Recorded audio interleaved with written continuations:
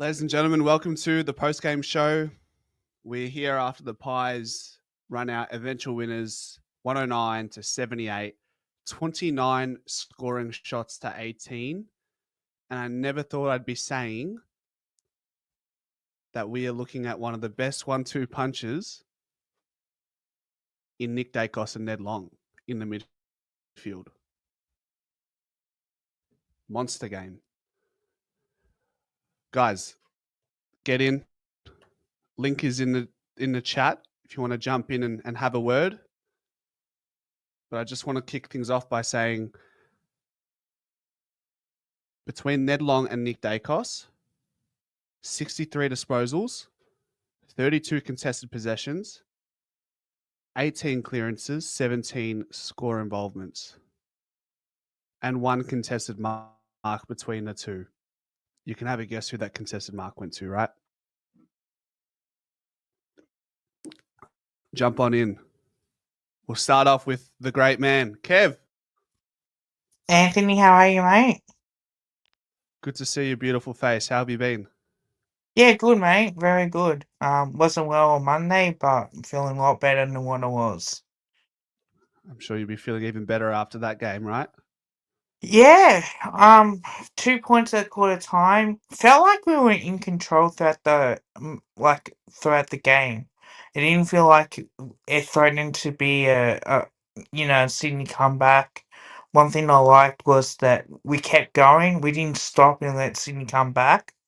Um, that's what probably cost us last year in the way that we allowed Hawthorn to come back when we were 30 points in front.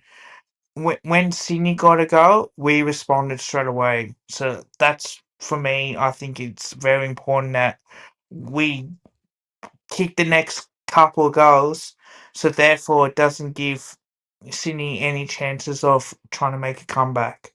So yeah, I'm very happy. 10 wins in a row, 3 wins in a row at Gather Round. Wow, who would have thought that we start off against St Kilda, beat them by a kick, beat Hawthorn less than by a kick, and then beat the Swans by 31. So yeah, very happy.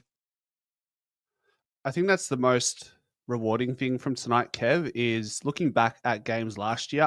We know it's still early days, Kev, but what we saw last year was we saw times where we were well in front. And even if you want to go back to that other Sydney game we had towards the back end of last year, we were up by 5 goals with 10 minutes to go. We just showed we found ways to respond whenever Sydney thought they were a sniff back into the game, right? Yeah, no, 100% agree. And even though our last win was 2023, it felt like when we were 25 points in front, as soon as Sydney got a run on, we just didn't know how to stop it. This year, if you go forward like 4 or 5 months, we've been training on, if we do get a lead, that we're not relying on opposition to get 3 or 4 goals in that in that 5 or 10 minute space. And also the fact is that we're putting teams away. We only had one close win, and that was against the Bulldogs. All the other wins that we've had, we've been in control. And yes, the Carlton game, you can say that they fought back in the end, but it would have been a 5 to 6 goal win, if that, or maybe more, had we kicked straight. So it's good that we are putting these teams away. Now we got Brisbane next week. Again, a very good challenge for us. We tend to travel well as a team. And apart from the Giants game that we've had one bad game, we're 4-1. So it actually has worked out really well. And there's no Houston, unfortunately, suspension.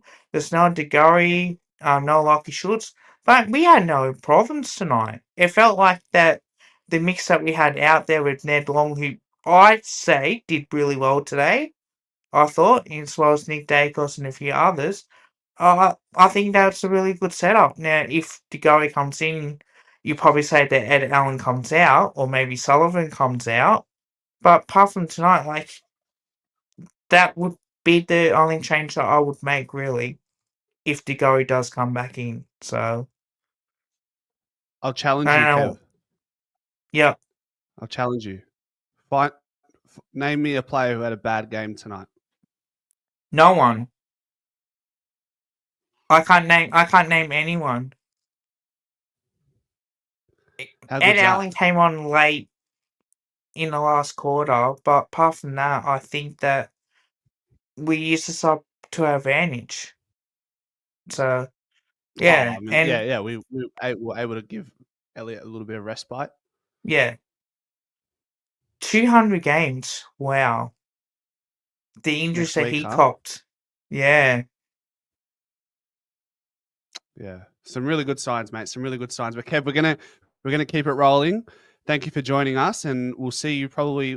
Hopefully, we'd like to see you Thursday after the Brisbane game. certainly will. Go Pies. Can't wait. Go Pies. Yes, sir. Take care, Kev. All right, you too, mate. See ya. Ramish, my man. How you going? Here we go.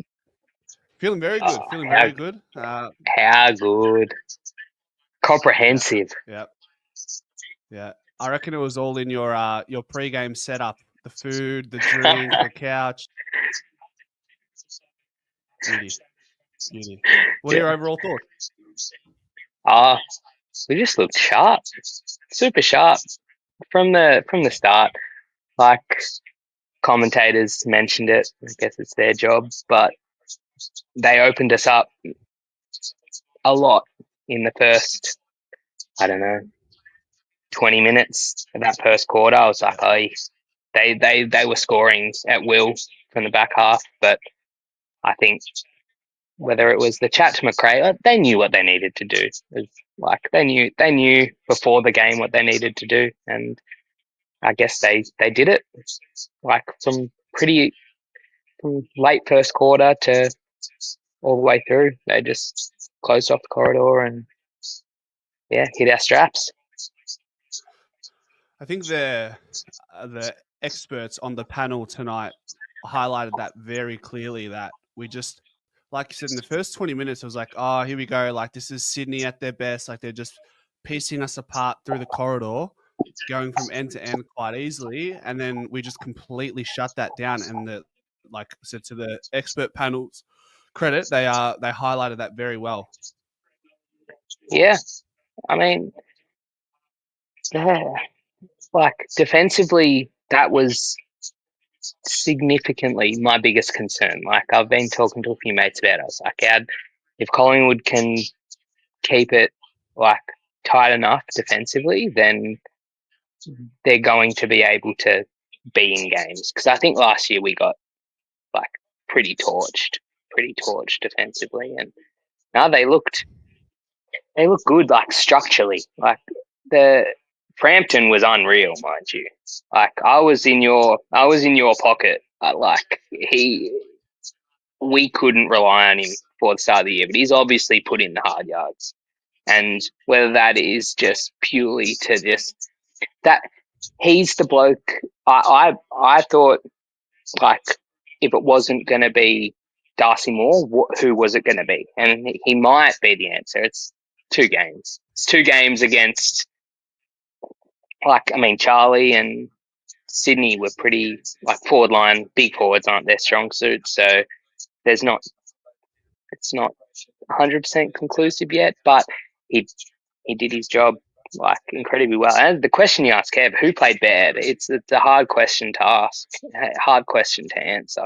Like I really couldn't say. Yeah, with the structure, it's just if like a defender like Billy Frampton, if you can defend with the ball in front of him, then that's when he's at his best. I guess the best way to utilize him in the team. If he's running face to goal, that's when you have your heart in your He's mouth. And toast. yeah, Yeah. but when But we defend, we win the contest initially. That's just what sets us up. yeah. Who was your best on? I mean, there's a few givens, but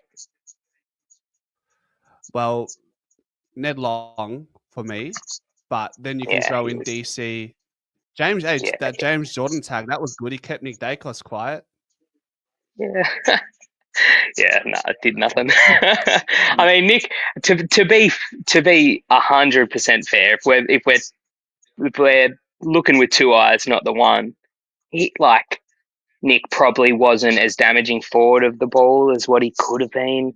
But he had 2 shots on goal that he missed. If he converts those 2, that is just signed, sealed, and delivered. Yeah. 3 votes.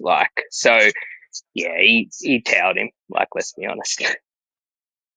We've been talking the last couple of weeks about how we just haven't seemed overly dependent on Nick just yet. Not saying, No, when it's there's, good. there's going to be games where Nick is we're just going to need Nick, but it's good to not He's going to need win him us every games, single but he hasn't won us a game yet, and that's no obviously no disrespect. He's having a probably a Brownlow caliber season. He'll be in the votes every week, and he'll always be in the votes every week.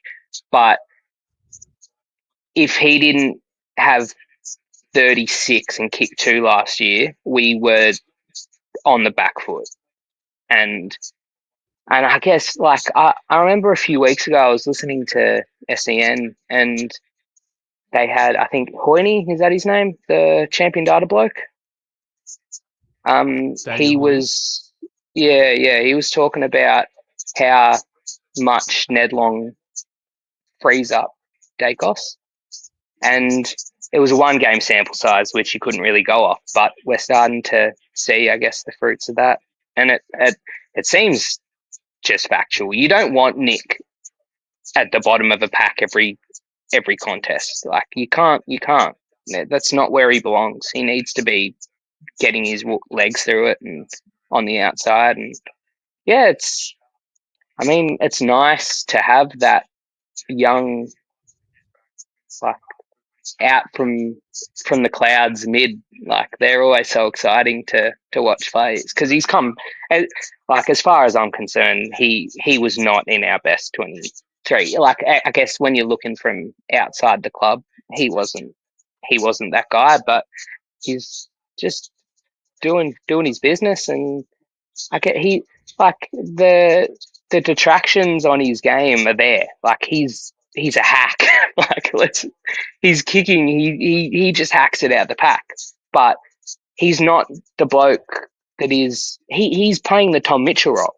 That's what he's doing. He's firing out handballs. You don't want Ned Long kicking inside 50. He'll pull it off 1 in 5, but you don't. He's not the guy you want it to be. But that's not what he thinks or the club thinks he is. I don't think anyway. They want him to just win the ball out of the contest, blah blah. But yeah, it's good dub. It's good satisfying win. Another restful weekend. Someone asked in the pre-game show, they said, do you think Ned Long can be a star? And then I sort of said, look, probably not. But, mate, after watching him tonight, I love it when I get proven wrong. Yeah. He looks like he could become a star, honestly, in his own way. That's it. He's Star just... numbers, Yeah. 29 disposals, 17 contested possessions, 6 tackles, 9 clearances, 10 score involvement. Should I keep on going? He'd have to get, you were saying before the game, these are the kind, you need to get votes. These kind of fellas need to get coaches' votes to cement their spots. He's locked in coaches' votes, absolutely locked in coaches' votes. It's interesting. And even when you're looking at blokes has Sullivan done enough if Geordie's back next week? If Geordie's on the fringe next week, or do you reckon they'd happily play Sullivan again over him, even if he's if Geordie's 75?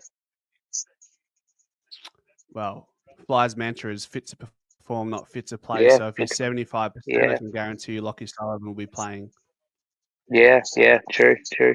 Yeah, and to be fair to Sullivan, he had a bigger, he probably petered out a little bit, but he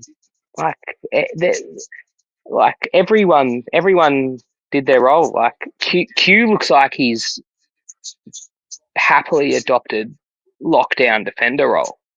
He's not he's not running. He's like in games past, he's been like the run-off defender. He's not doing that anymore. He's leaving that to Josh Dacos and all those fellas just to take up that mantra. And he's realised his strength is in one-on-one contests. And because I mean Hayward's always been a bit scary for me.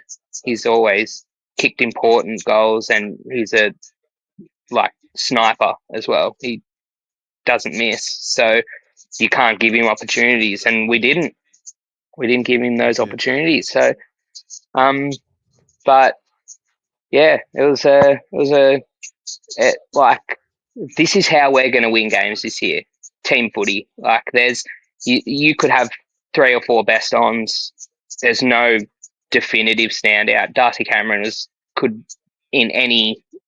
anyone could have given Darcy Cameron 3 votes and you'd not bat an eyelid. Same as Dacos, same as Long, same as Sidebottom. Like they're all like bona fide best on players. But do you have like any particular standout, like anything that you saw that was like your like big takeaways or anything? Career game. 9 touches, massive. 2 goals. Sort of what we needed for him to pitch in while Lockie Schultz is out. Mm-hmm. Yeah, he picked up the goal kicking slack. Exactly what we needed. Yeah. It was unreal. All right, Ramish, appreciate you, man. Thanks for jumping on. Legend. Take it easy, man. Have a good one. Take care, brother. You too. Michali. Yasu. What's going on? Ella, pop out the cigar. They're coming out, mate. There we go. Oh, man. How you feeling? I just had a fantastic night, man. Just caught up with some friends and family, and there was probably about 12 of us, or mostly Collingwood supporters watching it, and it was just a great game to watch. Everything going well for us, and what can you say, man? Went into the game optimistic but cautious, but mate, the boys put on a fantastic display, man. That was just great to see. Some much maligned players like McCreary and Hill stepping up, and Ned Long. I made a comment earlier before the game saying this will be the game that he announces himself. I'm telling you what, man, a performance like that, big name players that are well known as inside mids all around the competition, they have a game like that, and mate, you'll have commentators fucking trying to find the superlatives to come up with what to say for him, and that was just a great game. How many times did he get the ball out of the centre? And he links well, mate. He's really stepped up. It's fantastic to see. Good on the kid. It's good to see someone that got rejected by another club to come and find a new lease of life. And just very happy, man. Look at Sidey, man. Mate, a mate of mine made a comment, mate. I wonder what he's paying for the Brownlow, because he's played well each game we've played, He just keeps, I reckon, how many, over 30 possessions? Easy. Yeah, he had 28, 29. He polls well historically as well. They see that big, shiny, bald head, and it attracts the umpires, Yeah. And Nicky D, they were saying before the game, Jordan Johnson, whatever his name is, was going to tag him out of the game. Mate, he destroyed it, man. I love it. Look, it's very good for us when the opposition try and tag Nicky, because he either breaks the tag, and if he doesn't break the tag, that means the other team's putting so much emphasis on him, and the other guys shine, So it's happy days, man. It's very positive, and the weekend's going to be good, and hopefully Carlton get done tomorrow. We'll be just even better. I gotta put that one. I knew that was coming from you. I knew that was coming from you. Anthony, look, man, you're getting to friendly with these Carlton people, man. Mate, you're a youngster, mate. If you grew up in the 80s like me, mate, that was like, I still haven't gotten over that, mate. So any time you can lay the boots into those bastards, I do, mate. No, I'm with you. This year in particular, I've learned to grow to hate Carlton more and more, and I certainly do enjoy the hate watch. But that's a little side quest amongst what we're doing right now. They tagged Nick Dacos into the game tonight. Yeah, yeah. And he outworks the tag, man. Like he just keeps running, and he's in there too, man. This whole big myth of Nick Dacos doesn't go in and doesn't get the hard ball, mate. Oh, that's all I saw tonight. He's in the bottom of the pack, mate. Burying himself in there and getting, trying to get the ball out. And I just love the way he just keeps running. Keeps getting into space, and you can't tag him, man. You can, but it doesn't work, mate. So either don't tag him. If you don't tag him, then he's just going to get 50 possessions and destroy you anyway. So we're very lucky, man. We've got a once in a generation player there. The only problem with him what are you is making of Lipinski so far? Lipinski, look, you know me, man. I've been there's certain players like Lipinski and Hoskin Elliott. They're it's very hard for me to give him praise. Look, Lipinski, I know. Look, he gets the ball. I'll give him that, yeah. But doesn't it bother you with Lipinski, yeah? When he's in a tight situation, he always does that side fucking kick, yeah, and it goes fucking straight up in the air. It just shits me, man. I don't know. Look, having said that, I don't look at the game. I look at the game differently to you. I just look at the game, yeah. And I know he does his running and all that sort of stuff and creates space and that. Look, I haven't been to a game this year from against the block of games in May. I'm going to every one of those games, so I'll get to watch the way he does his run patterns and all that. But I know you love him. Did he look? He had a good game. Look, I'll give him that. He was everywhere today. So yeah. Yeah. But it's going to take a lot more we played a lot on the wing this week tonight as well. Yeah. Yeah, very happy, mate. Well, what else can we take away from that game? Darcy Moore continues to have an impressive season. Yep. Who else we got, man? Darcy Cameron, mate. No wonder why, all these other clubs are opening their checkbooks for him. Grundy had a good game too, but Grundy doesn't take those very important, intercept marks that DC does, So I reckon Darcy was the winner out of the two today. Who else we got? Bo McCreary, man, that fucking goal from 50, mate.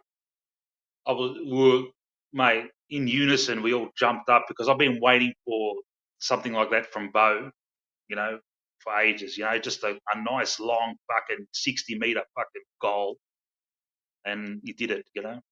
And Bobby Hill was, buzzing about. Jamie, man, fucking don't worry about the yips anymore, mate. He fucking slotted them all through, mate. So beautiful.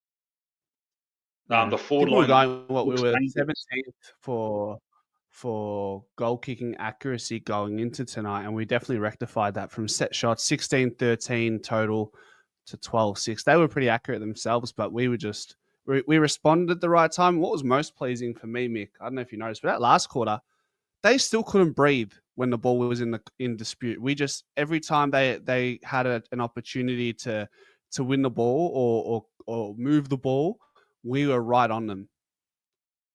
Yeah.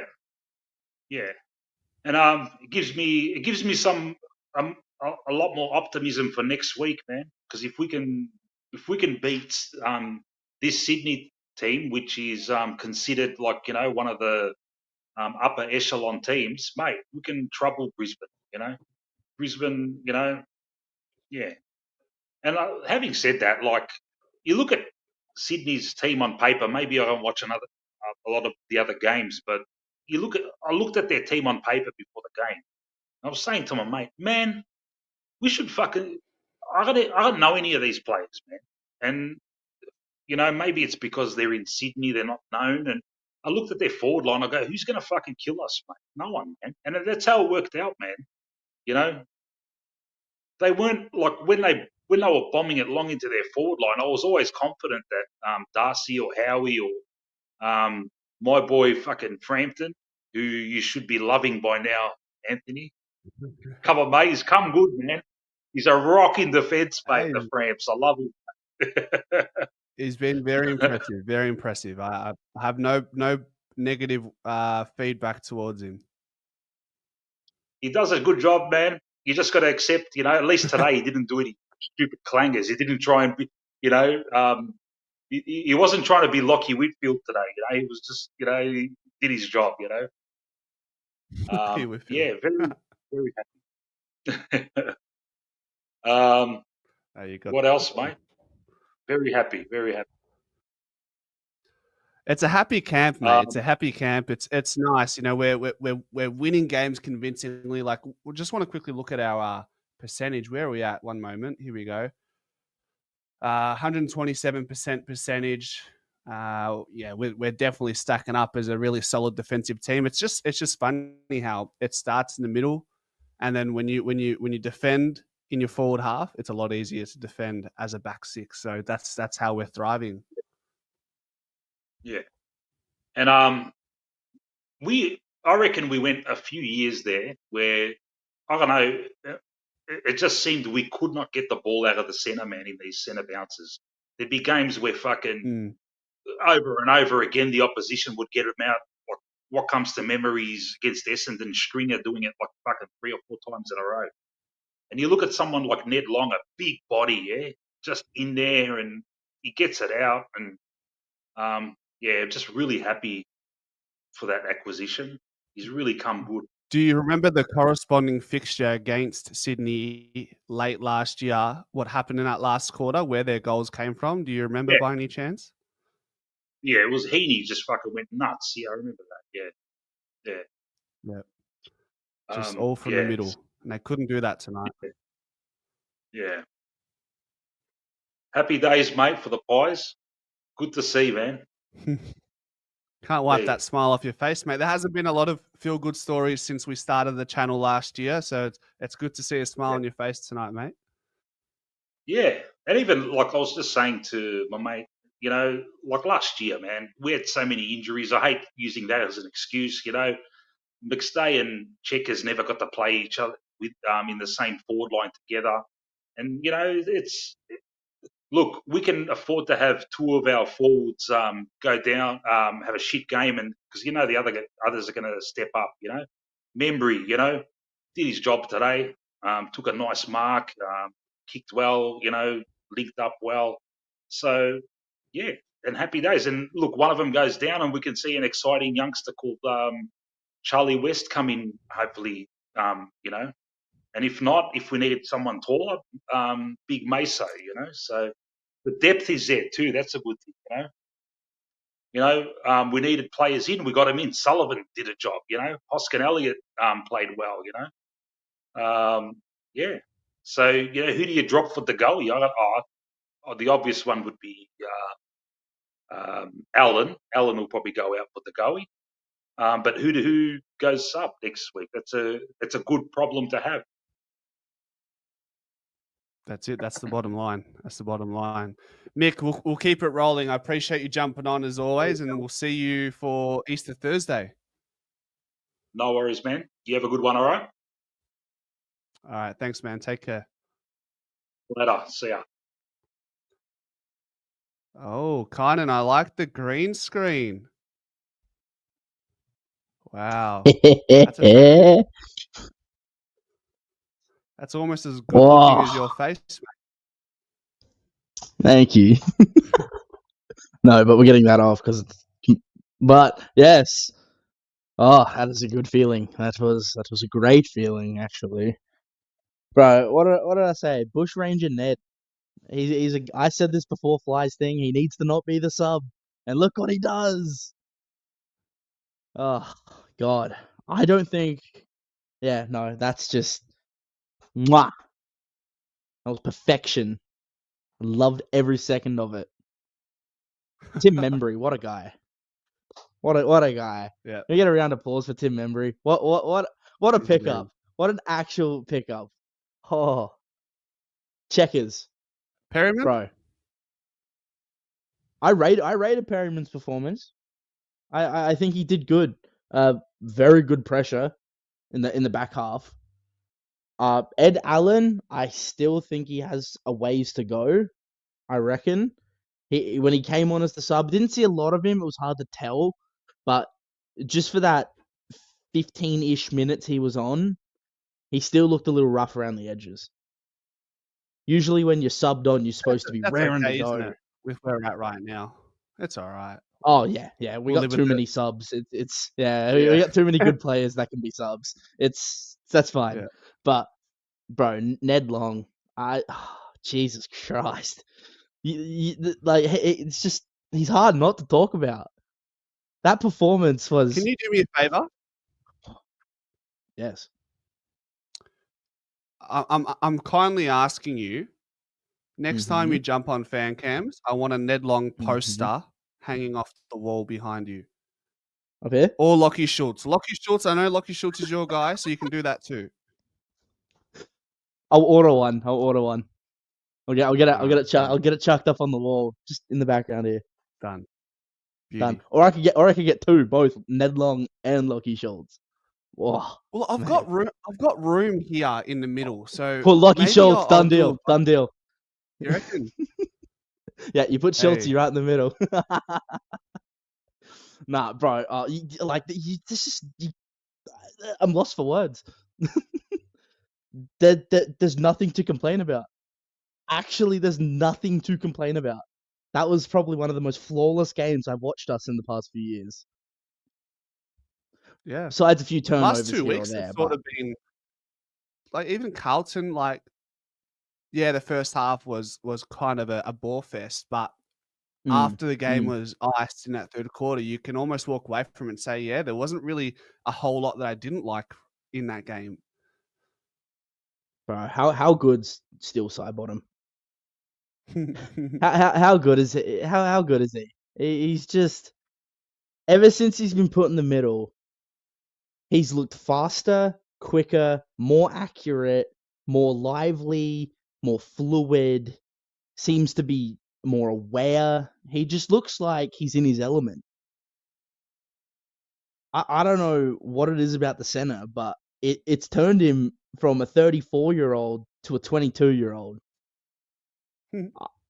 I don't know what it is. It's mesmerizing to watch how he plays. It is fucking like little handball he did through he nutmegged someone with the ball, hit it to Bo McQuarrie, got him to the advantage.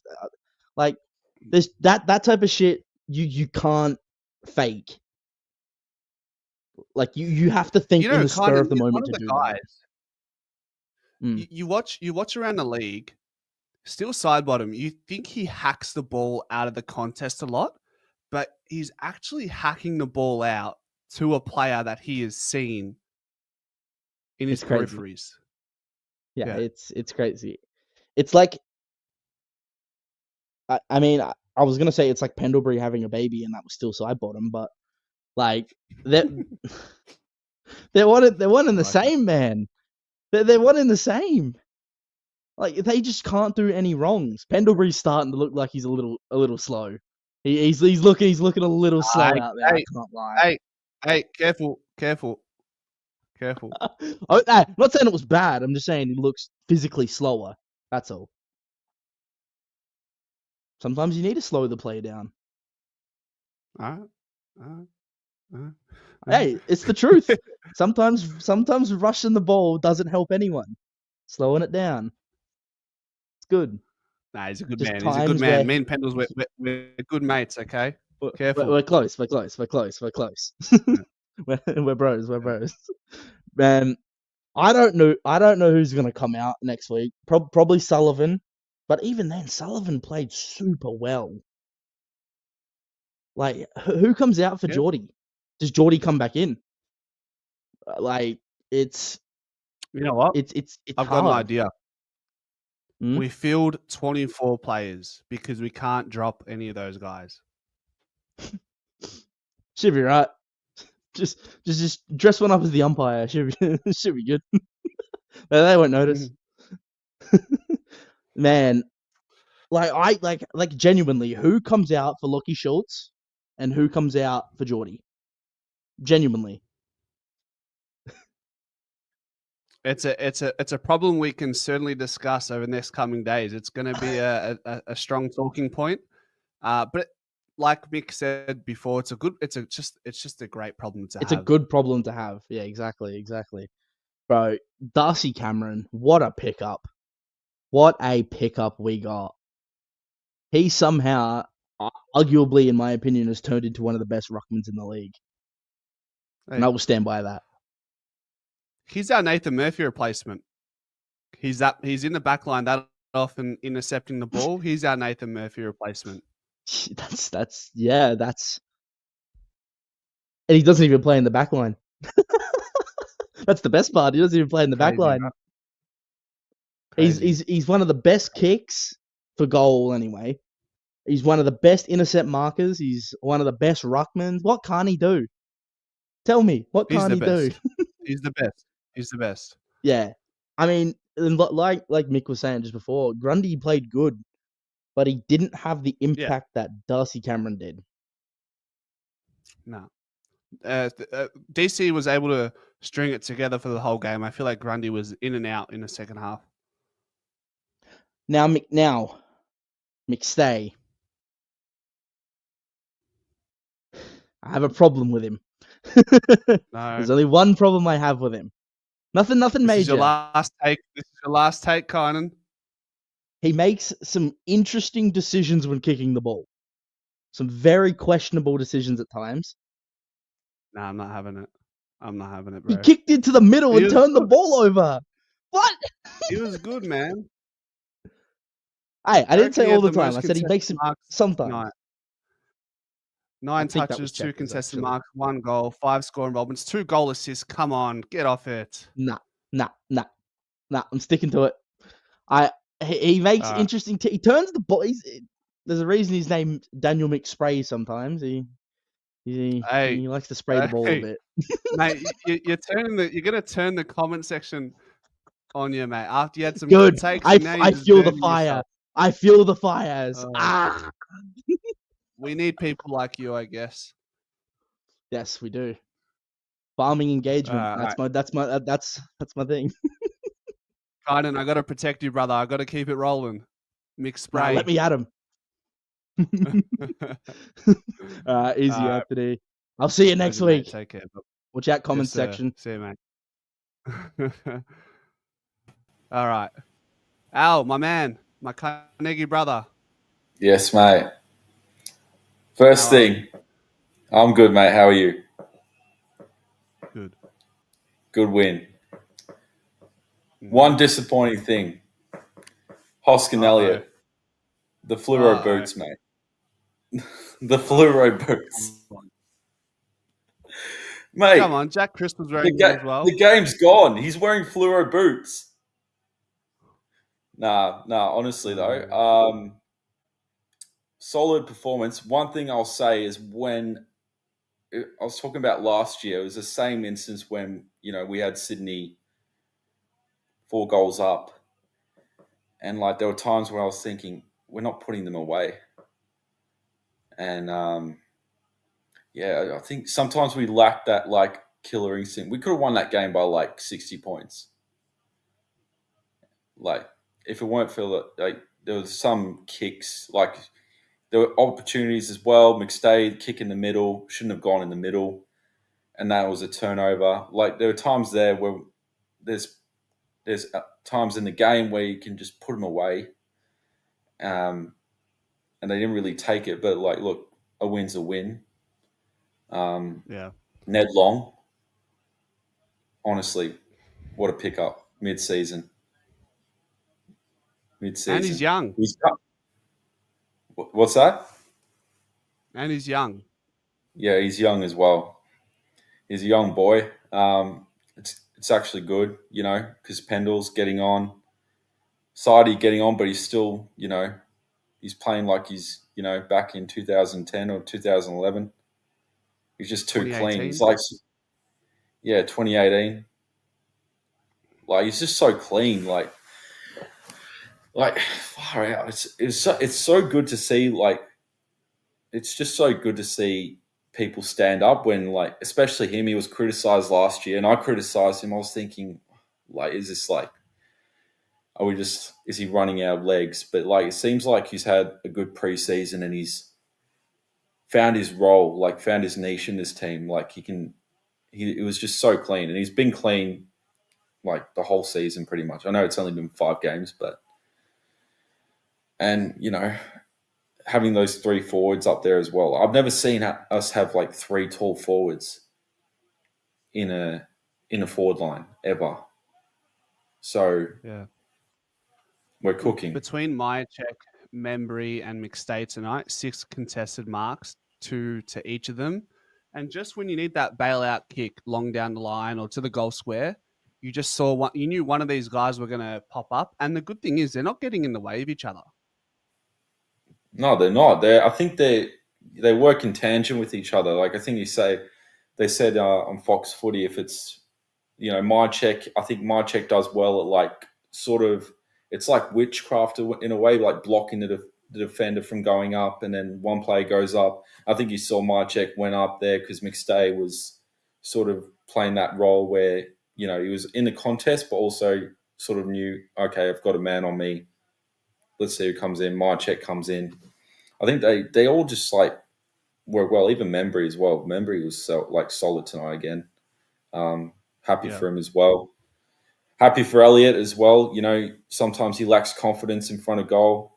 I mean, what was it, 3 goals 2 tonight? But he did convert those last few, so happy for him. I think he's just a confidence player. Once he gets back to how he was a few years ago when he was kicking those clutch goals, like you'll see the best of him. And I mean, they just get better with age. Like, fucking, who cares about being the oldest listed? It's about being the most experienced, I reckon. Geelong did it, 2022. Like, who says we can't do it? Yeah. And just on that, and the still side bottom remarks before, it's the thing that really boggled me last year was the contrast for side bottom between 23 into 24. He just lost the ability to, 1, gather the ball with his first take, and 2, dispose the ball well of, which he was, you would never be able to fault him for that in years gone by. So it's really comforting to know towards the end of 2024 and now that he's gotten that back, and he's gotten that back and some more. And now we've got a player who was perpetually on the wing for the last few years. He's now playing in the middle, and I think we'll all see. We know, but maybe the rest of the AFL world won't know until it's the night. But on the Brownlow night, he's going to get votes. He's going to get votes the way he's playing. Yeah, for this game, he will get votes. And I think it was good to. I think Sydney were obviously too focused on Dacos. Like, who was it? Jordan was on him. I think that allowed Sidebottom to be more free as well because they were more focused on Dakes. Cameron as well. Fuck me. My God. Jesus Christ. Like, yeah. And then you saw Grundy, him against Grundy. I was always thinking, we let go of Grundy and like we're stuck with like Cox and Cameron. I didn't know how that was going to go, but then I think it's worked out fine. It's worked out all good. So, yeah, and can't complain. 4-1. Carlton fans are in the mud tomorrow. It's going to be a good hate watch. Hopefully, always bags a few on them. So, yeah, up yours, you blue maggots. Oh, bang. Fuck him, mate. Fuck him. My best mate's a Carlton fan. Fuck him. They're all around me. Come for me. Come for us all. Oh, God. I love it. I love it. I love it. I love it. Nah. Good position to be in. You're the man. All right, Alex, we'll keep it rolling, brother. I appreciate you jumping on.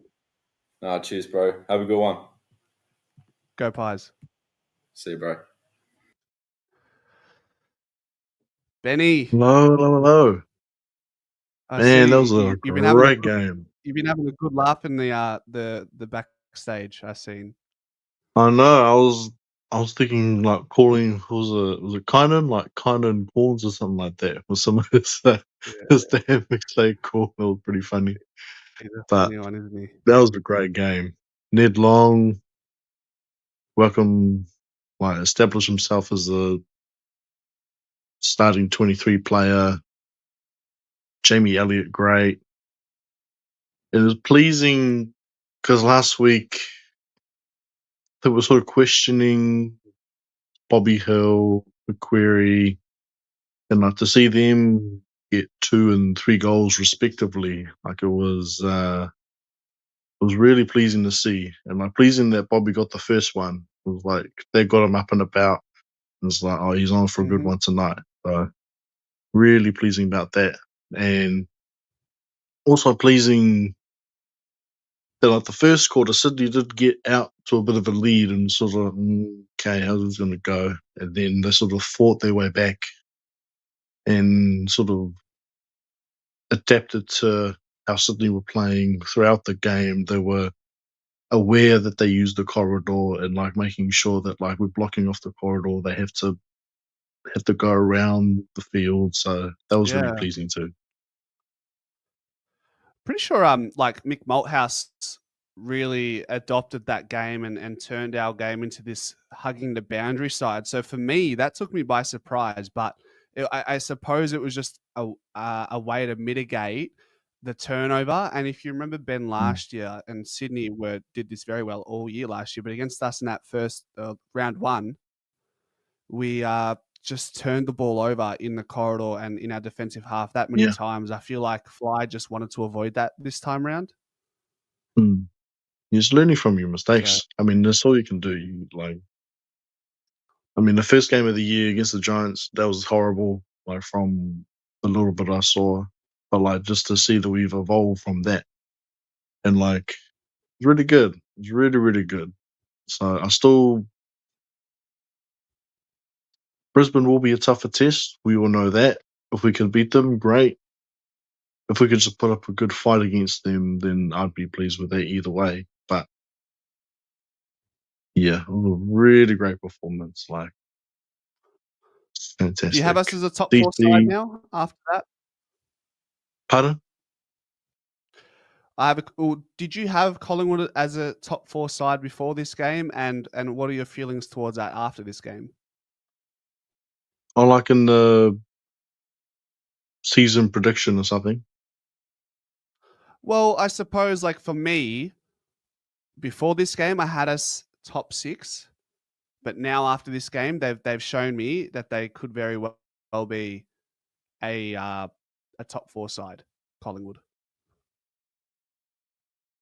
I agree with that. I think at least top 4. Like that would be great to finish in the top 4.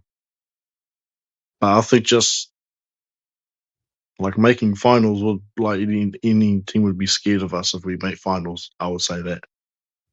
So yeah. Like I said to you before, it's a marathon, not a sprint. We're starting off well. Got to keep the engines moving, like the old man Pendlebury. So, yeah. And Careful. my captain, Darcy Moore. My captain, Darcy Moore, stepping up. Oh, yeah. You're tilting me now. You're tilting me. That's all right. That's all right. Nah, just so good. Yeah. And we're kicking straight. 16 goals, 12. Who would have thought kick straight would help? It's It alleviates a lot of pressure, doesn't it? It does. It definitely does. Cool. So, I know I think you asked about if Jordan De Goey comes back, who would come in. I don't know if he would come in. I think Lockie Sullivan did a great job. Like, he had moments when he was composed and was like, he's been playing well in the VFL, play well tonight. I say give him another go. Mm. Maybe see where the go he's at for Anzac Day. But other than that, I would go unchanged for next week. I would go unchanged. Yeah, I can see that. If we're going to be conservative with Geordie De Goey, our major focus with De Goey this year is get him to the second half of the year, and if it means we rest him for Brisbane, and so be it. We're 4-1, so now we've got a really nice position in the standings. Lockie Sullivan was really good. I think he had like 15 touches. Half of his disposals would have been score involvement, so he did nothing wrong again. So you could argue he deserves to stay in the side for a little bit longer while we get De Goey right. So there's that, but also Peter G brings up a really good point in the chat. With the way Ned Long is coming on, it could mean the end of Tom Mitchell. The end of Tom Mitchell could come quicker, particularly if he can't overcome his injuries. And you'd think going into this season, we were bullish that Tom Mitchell would get back because we didn't really have that wombat, but we've almost found that in Ned Long. I know it's only been 4 or 5 games, but my brother, when I was watching the game with my brother tonight, and every time Ned Long had the ball, he only had one word that he could repeat when Ned Long had the ball, and it was like, it wasn't bull, it wasn't like tough, it was star. I'm like, okay, this guy, like the numbers and the way he excelled tonight, it was a star performance. It was. It's that saying like one man's trash is another man's treasure, and I think he's definitely showing that for Collingwood. Same with who else? I'll say Ned Long. Yeah, he's a bull. He's like a bull, but he's taller. Like Tom Mitchell's not the tallest guy, I think. So he has that size as Ned Long? well. Did you say Ned Long's not Yeah, the Ned tallest Long, guy or is he Tom Mitchell? taller? Oh, he's 6'3". Isn't Tom Mitchell a bit shorter? Oh yeah, yes, yeah, like a few inches, yeah, a little bit more than a bee's dick. Yeah, yeah, but like the last few games, he's definitely shown his worth. So I'm happy he's getting opportunity to shine as a star. This is just a consistent player. I think he just wants consistent football, and I think he's taken that. He said, like, this is my opportunity to shine. Let me shine. Let me help this team win. So it makes us fans happy. Certainly. All right, Benny, I've still got quite a few more people waiting in the ranks. Appreciate you jumping on. It's what? All good. What time is it now in New Zealand? Because there was obviously a change in time last week. Yeah, 1:33. Oh, respect, mate. Respect, guys. Respect to Benny. He's been waiting for like quite a while, and it's quite late in NZ. So I appreciate the dedication, mate. All good, man. All good. All right, Go Pies. Good night. Sleep well. Go Pies. Thank you. Boomer, what riddles have you got for me tonight, brother? Hey, I don't have to make you laugh, guys. When we have games like that, we all laugh. Oh, it was sweet, wasn't it? As I said last week, was sweet, but this is not quite as sweet. But anyway, interesting things. Firstly, just anyone who's watched the 2023 Grand Final back, and I know you all have. I actually thought back then these broadcasters are never going to find a worse commentary team than BT and James Brayshaw. And when you listen to them the way they go on, they just so spoil our wonderful moment of this decade so far. And then, of course, last week for Carlton, who turns up but Kane Corns and hold my mineral water without ice. He actually made the commentary worse last week than what Brayshaw and BT did to our grand final. So that's big stuff from Kane Corns there. So now, with the future of the sport as we know it, in about 20 years' time, when we've got 7 hyperlinked quantum computers deciding all of the decisions and everything is so pinpoint precise and fast that umpires won't even be a thing. They'll be little robots that just have a red or a green light on them. We will still have press conferences where you can't hear the fucking reporters asking the questions. It shits me. You hear a question in the background, a blurble, then you hear Fly talk, and you think, well, what's he answering? And these AFL presses, mate, I mean, this is $1 billion industry. How come they can't get a press conference right? Have you noticed that? You never hear the reporters during the presser. Well, they're asking all the players for a please explain. Maybe we can rally together and put together a petition for a please explain towards the AFL and ask why their bloody journos can't put together some mics. I mean, look at look. Come on, if I can do it, can they? Surely they can do it, right? Ah, true. Yep. Well, that's the thing. This is us, though. See, the thing with us, Anthony, is in this level of community, I love it. To me, this is like your local pub where you can see the musicians really close and you see all the mistakes, warts and all. Media is so polished that it's just they're all full of bullshit. You know what I mean? Like Dane Swan wanted to do a thing on let's rank the media because they rank us as players. Let's rank the media, and he said they're all wankers and there's too many of them. You won't do it. So anyway, out of the game, a little magpie fledgling. We have to talk of a forward magpie. He's okay. He's still got a heartbeat and he's breathing. But a little 8-year-old kid was at the training a couple of days ago, right? When Bobby Hill kicked the ball through the goal and he went to mark it and he broke his hand.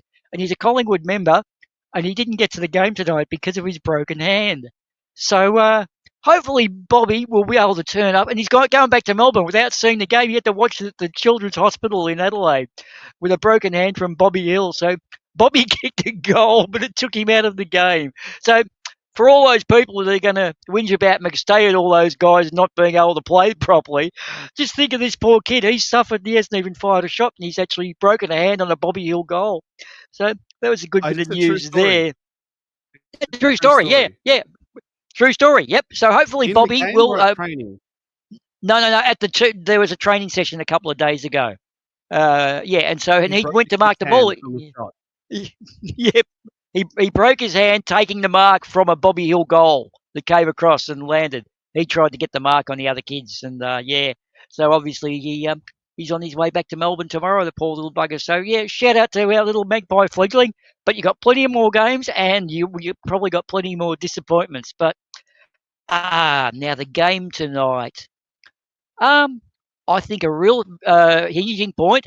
And look, I'm going to say this. You can Eddie Maguire said you hand out gold bars in Burke Street and people are going to complain they're heavy.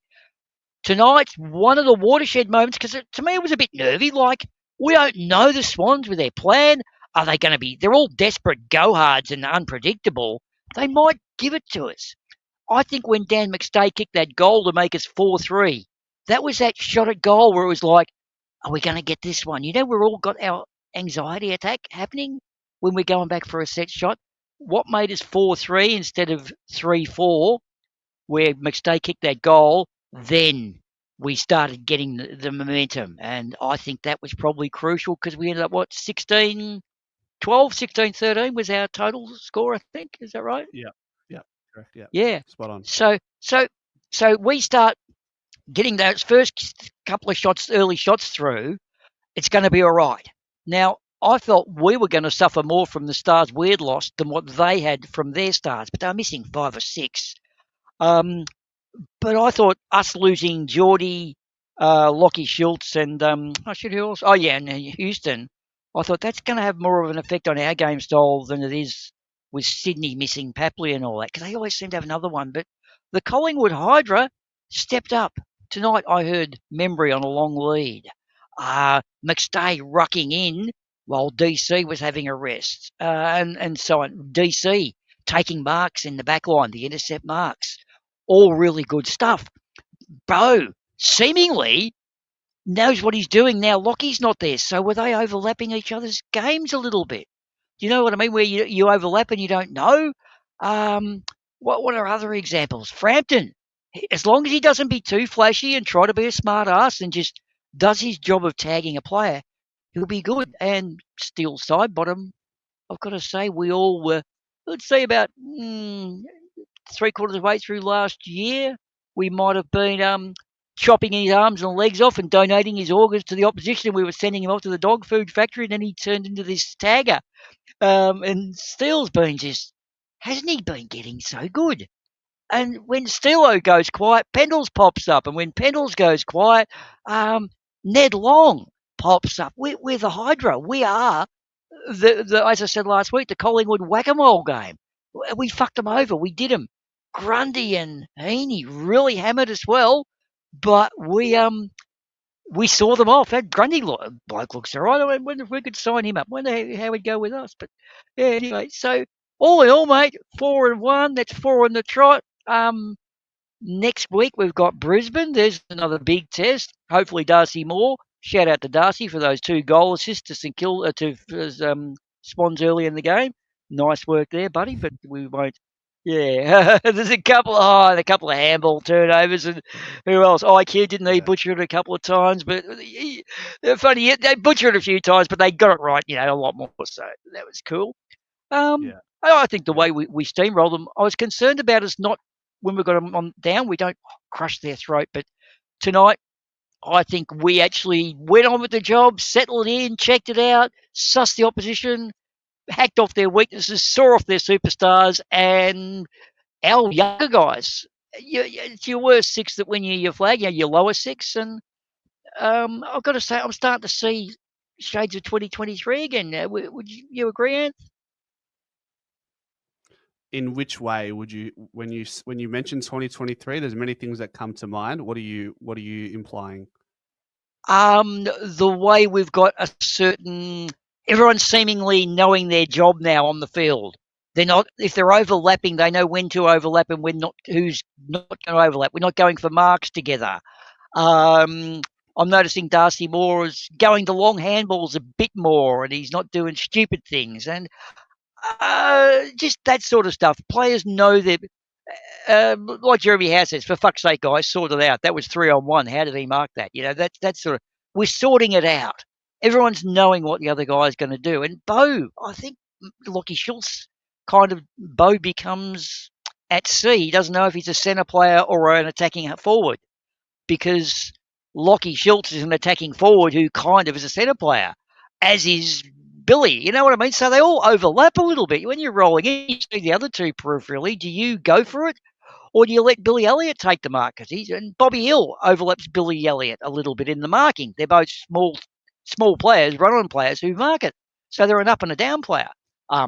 Membry seems to be a weird little hybrid. But what kind of a forward would you call Tim Membry? He's, I don't know what he is. He's so hard to work out, therefore hard to play on, I guess. But yeah, and our back line, mate, they're all still starting to stick back together again. And what are the other interesting Clockwork things? is probably the word you're looking for. Clockwork. Well, I did notice this back in the days when I think it was David Parkin went and studied all the US, the NFL game styles, because they have it whenever someone gets a goal, field goal or whatever, gets a goal in that game, it goes down to one player sidestepping in a play, 2 inches the wrong way, and suddenly there's a goal. Well, Parkin brought all these theories back in that they used at Carlton for their last flag, actually. They used all these different strategies and tactics, and a lot of them involved having a short player off to your right very quickly at 90 degrees, and a player about half a kick away off to your left, and another player running deep. So there was always 3 players running in different directions, So, and I think we're adopting that now, and that seems to be the game style, apart from go for the tackle and our tackle pressure. This is actually a really interesting stat, but apparently we're top for points conceded. We're averaging 21 points conceded this year, off, I think, is it rebounds or something like that? We're first in the league, they pointed this out, but Sydney had already got 25 by half time. Now, rebound in the 50, second quarter, points from rebound 50s. It could be points from rebound 50s. Yeah, apparently we're first in the league for that, or conceding points from rebound 50s. I think it is. It's only 21. Does that sound right? So we're the lowest conceded against, I think, anyway. But now, in the second quarter, when we started really stamping our authority on the game, their pressure went down to 130, and I don't even know how they calculate this, but it was 200 in the first quarter, down to 130. Then when they started coming back, it jumped up to 200. So I think not so much we played well. I think they got tired. Grundy got worn out. Grundy was magnificent. I thought. How did you think of him for an old Collingwood player? Yeah, it was all right. I probably disagree with you in the sense I feel like we outplayed them in every facet of the game. Tackles +10. We were reasonably accurate. We had 29, or what would we have? 29 scoring shots to 18. We had 11 contested marks to 1. We won the contested ball by +10. Go back scoring shots to what was that, 25 to 18? How many inside 50s? Have you got inside 50s? Yeah, so 29 scoring shots to 18, and inside 50s. Yep.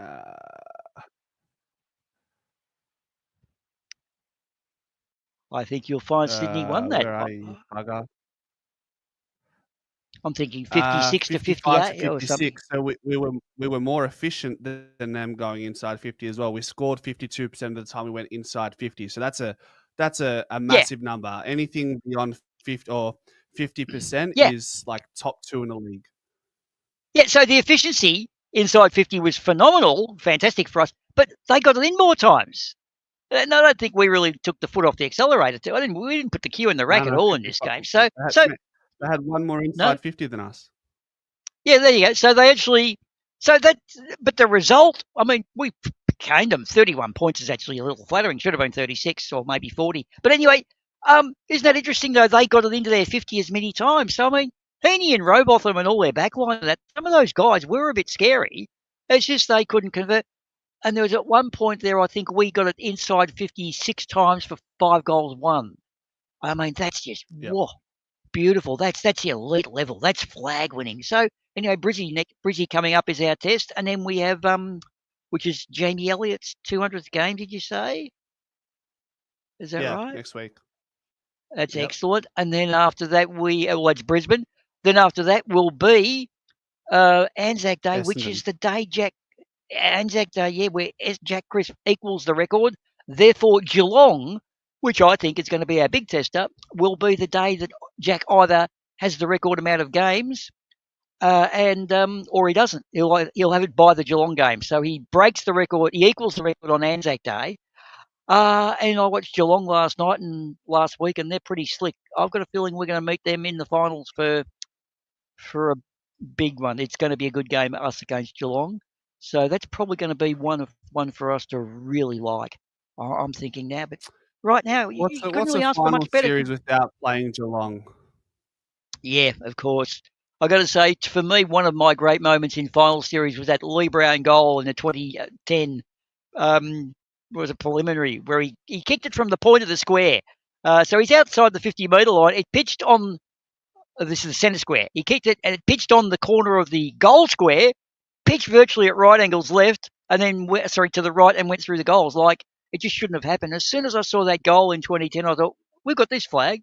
Like, the footy gods are on our side. So, yeah. But Geelong are looking slick. They've got some good stuff. Bailey Smith looked really good.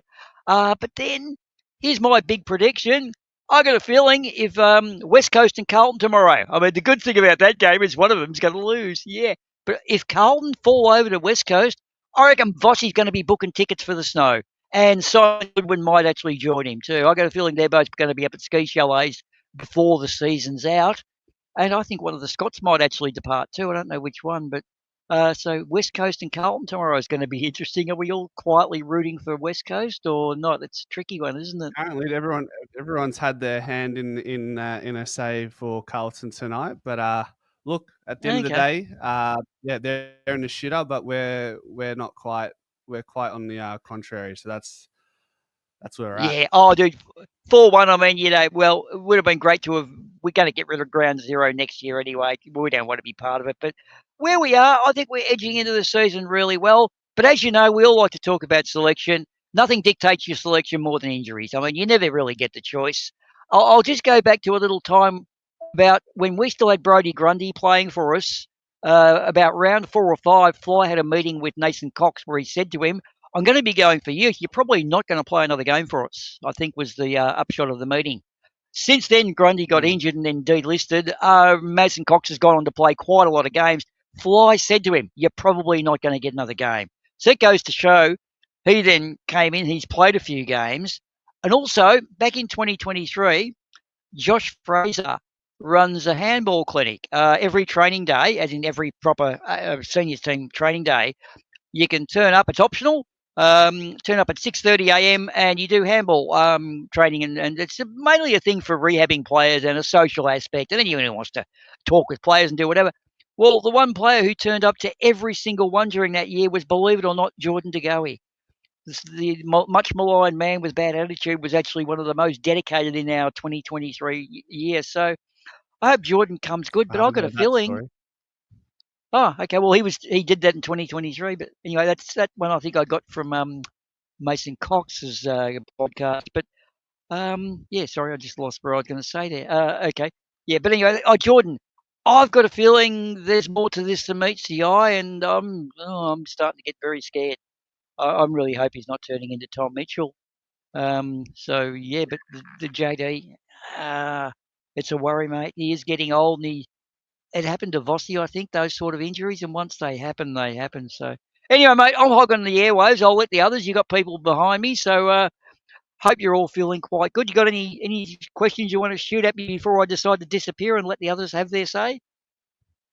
Do you not have a poem for us to conclude?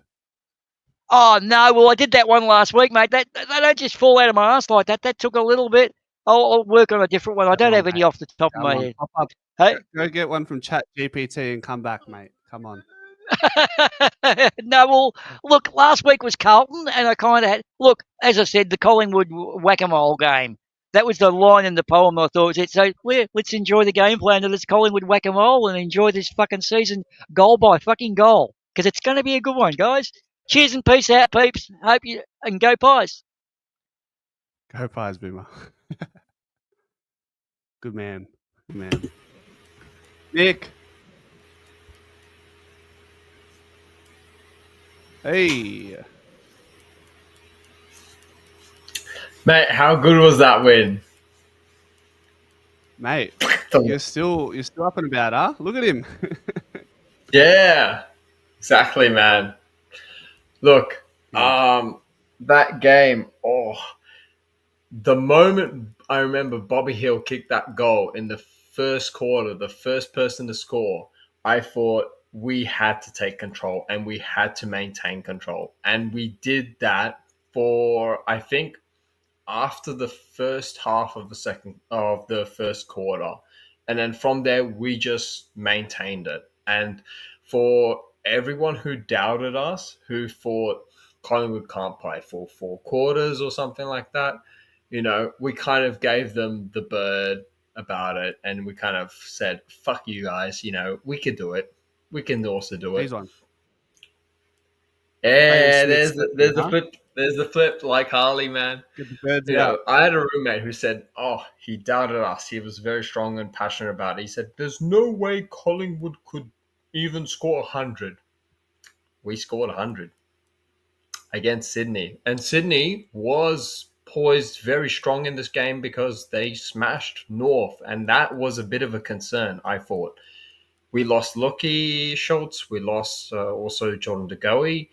Yeah, they had Gordon lost in that, but they looked better. Their win was much better than what we had. And I thought, oh boy, I hope we win still. And we did it, And you know what the best part about that win was? Tell me. I don't know if everyone probably rambled about it, but I'm sure everyone else did.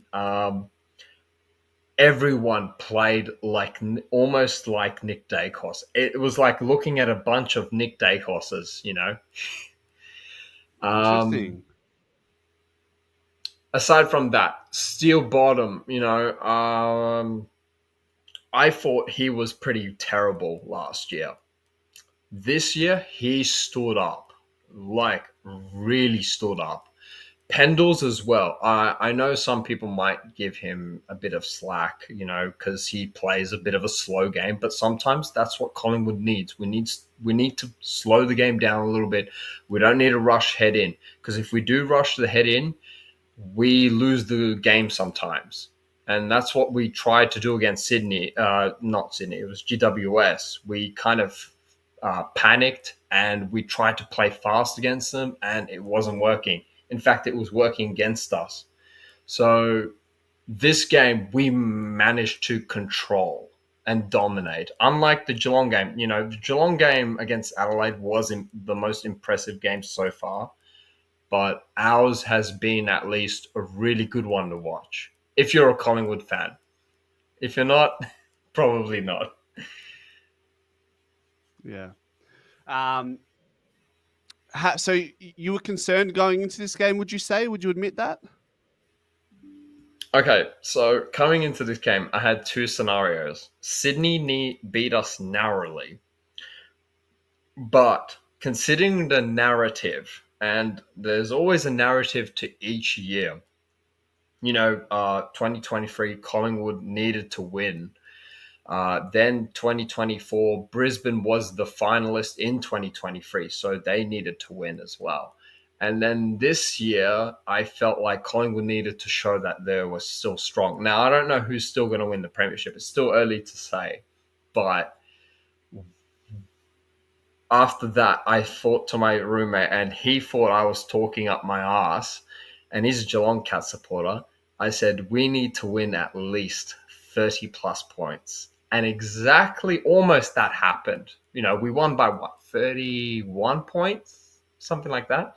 30 plus points still win. But it's a confident win going into Brisbane.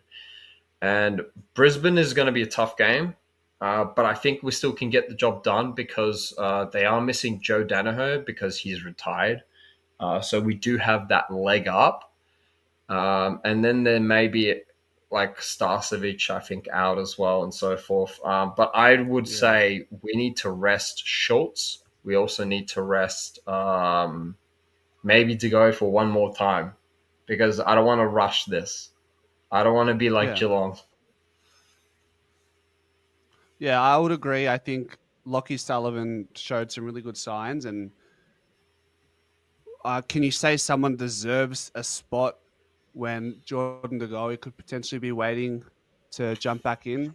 Maybe not, but I think with the fact that we're 4-1, Geelong do a really good thing. They're able to do a really good thing in some of their seasons where they've done quite well in recent times. Is they bank wins early, and then they're able to rest their Dangerfields and their Camerons or their Hawkins of the years gone by. I'm hoping if we can just keep stringing together these wins early, then we can afford to rest a Pendlebury or a Sidebottom or a Myercheck like we've seen. This is the luxury of winning games early. Yeah, it is. And most of it is to do with, management, how you manage your players. And Pendles, I think, and he was a interchange in this game. And I've been saying it.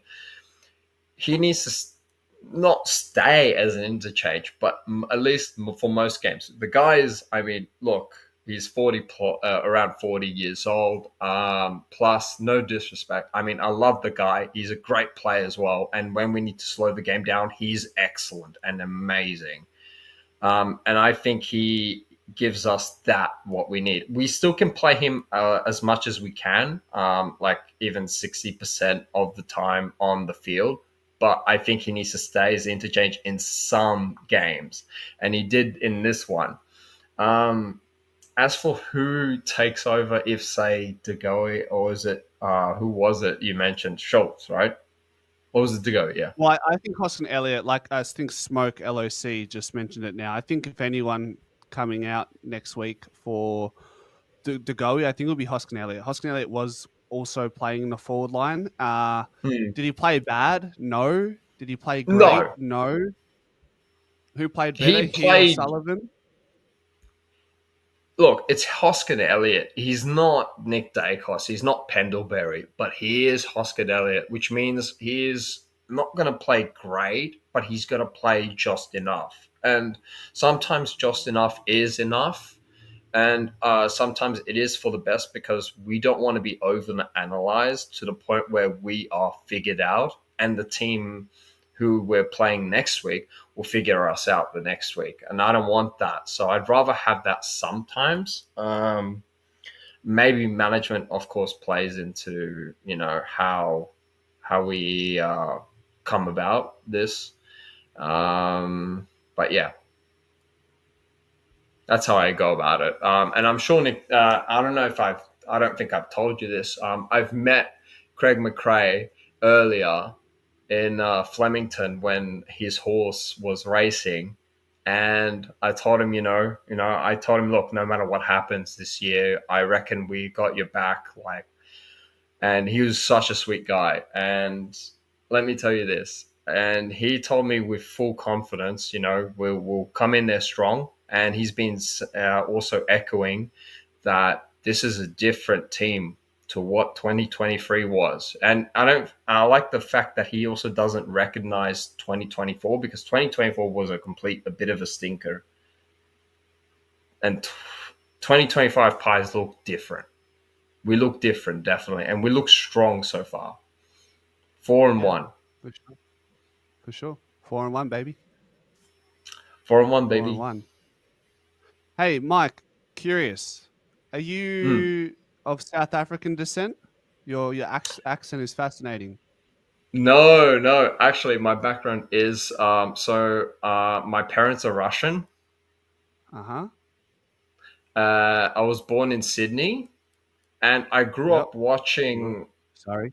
I started watching AFL actually first, and then my parents thought, all right, we grew up with rugby league, so you got to follow rugby league. So I grew up with rugby league and watching my team grow, which was Parramatta Eels. And then eventually I kind of phased out as they played worse and worse throughout each year. And I wanted to get back to AFL. And now I'm back to supporting Collingwood again. And it feels great, honestly. So your accent comes from watching Parramatta and then Collingwood, huh? You could say. It is. It's a mix of like a bunch of things. Like I've worked listening to Brian Taylor and Dennis Cometti. I love BT, man. Bruce I love McElhaney. BT, man. Can't stand him. All right, Mike, you're a legend, mate. Thanks for hopping You're on. a legend and too, hopefully man. We'll see you Let's on go. Easter Thursday. 5-1. 5-1. Yes, sir. Come on, baby. Give us a big one, Mike. Give us a big one. Come on. Give us something. Fuck you. Let's go. Tell everyone off, man. Tell all the Pie haters, man. I love it. All right. See you, Mike. See you, man. Greatness. Where's the green screen? Having PC issues at the moment, so hopefully they'll be resolved soon enough. How are you? Doing all right. Sort of a bit confused why everyone's flipping the bird this season because it seems like we're having a bit of a, I don't know, what's the word for it, like an Avery going on at the moment. So I think we've got Tourette's in our hand, particularly the middle finger. I think. yeah, it seems to be a league-wide thing apparently. Festering. Thoughts, feelings, emotions? Overall, I'm just, obviously going in, I wasn't confident at all because, Sydney's always sort of been a side we've always struggled against, and it's also been something I've been saying this whole season. I want to see something different. Like I want to see a result that's different. Um, I think even though we won by 5 goals, it was also in Adelaide, which is different, but not in the different I was looking for. But I feel like this game was that in the sense of like we've seen something different, but it go in the positive direction. So, because everything we've had this year, it's been the same result the year prior, or it's been within context the same form of like result. So, I think I think it was 31 points in the end, but I think to win by that amount against the side we normally struggle with, and we also had some solid outs as well too, which we got to take into account. I think we can book that in as our first thing that we've had that's been different. So pretty hopeful, pretty excited about the for the season as a whole, sort of thing, when we get towards the business end. But yeah, obviously we got Brisbane next week, and that'll be a massive test, and that'll be another gauge of where we are at. But yeah, yeah, I'm Do you just see I'm just anything else keen to see different? what lies ahead, and Yeah. yeah. So we see the 5 goals, the ability to put away a really good side in Adelaide, a side that we've struggled in the past 10 games against. Was there anything else that seems different in this game, in this season so far, that points towards some really positive signs that maybe we haven't seen in premiership years gone by? There is actually one thing that I saw, and I was actually the fact I'm even smiling about it obviously shows that it made a difference. There was one player that did one thing, and he finally did it. It was Bo McCrory, and he finally actually had a moment where he actually wanted the ball. I don't know if you know that moment, but I think it was his second goal that he kicked from about 55 out. If you actually look at the replay, he's actually calling, demanding for the ball, getting the ball. And when I saw that, like, I just literally, as I saw it, because I think, I think it's pretty easy to say I've been a very big Bo fan pretty much ever since his draft year. Well, pretty much the second we drafted him. And the fact that I've known he's had this talent, he's got explosive speed. He's got all this ability and talent in the world. We know he's as fast as anything. But there just seems to be this like lack of initiative. Like he doesn't have that Nick Dacos like, you give me an inch, I'm gonna take a mile type of attitude. And Do just you that think he takes hunger just to scratching. fourth? Sorry, Greatness. I was going to Was that ask sorry? because you bring up a good point. You bring up a good point. I wanted to actually dive a bit deeper into that because do you feel like with Bo, he takes the fourth seat in line when Schultz, Elliott, and Bobby Hill are all there? Do you feel like he might be the last target to be looked at when the ball is being moved around, and sometimes he's a victim of that? In terms of the perception, absolutely. Like if you just look at it on the field, that's definitely how it looks. It's going to be hard to know because you don't know how they're talking internally, how they're gelling as a group. Because obviously, I'm sure they're all equal and stuff. But like, there is definitely a feeling when you look on the field, he's pretty much like a different cat in the sense where, um, yeah, I mean, we know he has football talent, but it's been that thing. Like I've been like, I mean, I've even gone as far as to, even in his first year, I was even when people were saying, "Oh, Nick Dacos is going to be this genuine star," and this, that, and third. And I remember in Bo's first year because he was in the same. No, sorry, he was the year before, and I was just even like in the same comments, just being like, like just don't be surprised if Bo's like not too far away behind him, sort of thing. And I mean, I still believe Do you that. I still still believe that? feel like he has. You still believe Yeah, that? absolutely. Yeah, like it's going to be one of these days. You're going to flip a switch, and he's just going to go from this sort of pressure only forward that does this one thing really, really well to just one day it's just going to be this mental switch, and it could be tomorrow, it could be next week, it could be next year, it could be 5 years down the line. Um, you know, it's just been something I've just been wanting, even if it's just a season where he prioritizes either if it's like because obviously we know he does the pressure, we know he does the tackles. I've wanted him to sort of prioritize either getting disposals, so averaging say 20 disposals, or I want him sort of like kicking 30 to 35 goals, so sort of in the same range as like Schultz. And he sort of doesn't do either of that. So he's trying to think of that saying like a jack of all trades but a master of none. He sort of but in terms of that he does this like one thing that's very like no one's gonna critique like his pressure and like things like that because he does that extremely well. But it's the moments because I feel like even it was the first quarter and then the first I don't know, 5 to 10 minutes of the second quarter, he seemed like he was playing some really, really good footy. I think he had some like 7 disposals. I think he had his first goal by then as well. Yeah, it was roughly something to that effect. But I don't know. It's been one of those things I've just been. I mean, I say I'm frustrated with it, but obviously I'm frustrated. But he's my favorite player, and it's like you see talent and you see ability. Mm. I mean, it's David been a says in the conversation. chat, Brayton, Yeah. just on your point with Bo, I mean, he mentions, does anyone else see some Dangerfield in Bo?